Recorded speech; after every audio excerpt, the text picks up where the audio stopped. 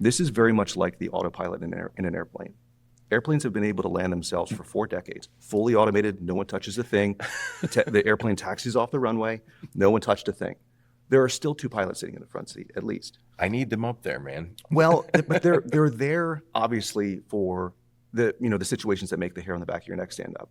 Now that's a dramatic scenario, but it is the reality of what our planners are doing. They're there to say, okay, I know something about this customer that the system doesn't. I'm going to override this decision. I know it might be the optimal decision, but I know this customer's upset, and I know this driver knows this customer facility. So I'm going to make this decision.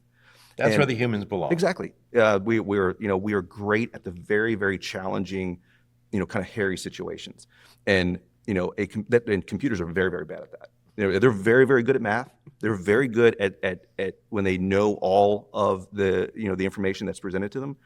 But when a customer calls in that's upset, and this is a big customer of yours, and you think they're about to fire you, a system doesn't really interpret that very well.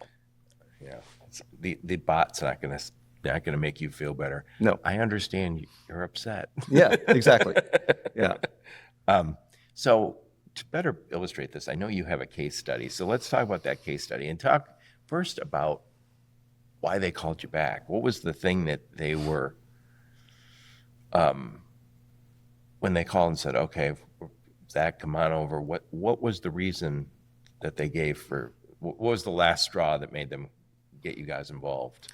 Yeah, I think there is a whole host of reasons. We have quite a few case studies on our website, but one in particular is with Leonard's Express, which is they're a Trimble customer as well. So it was great reconnecting with them here at the conference.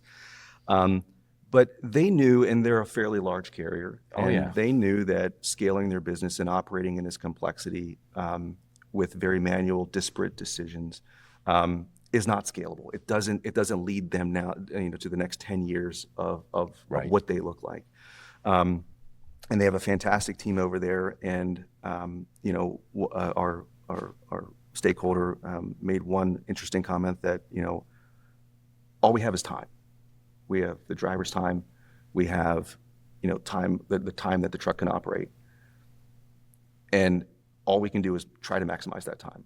And taking that very simple comment and looking at it through the lens of their network, we were able to show through our proof of value process. So every one of our customers goes through a proof of value process where we actually, and this is us actually interviewing them as well as them interviewing us, because we need to make sure we're a fit and this thing is not going to break.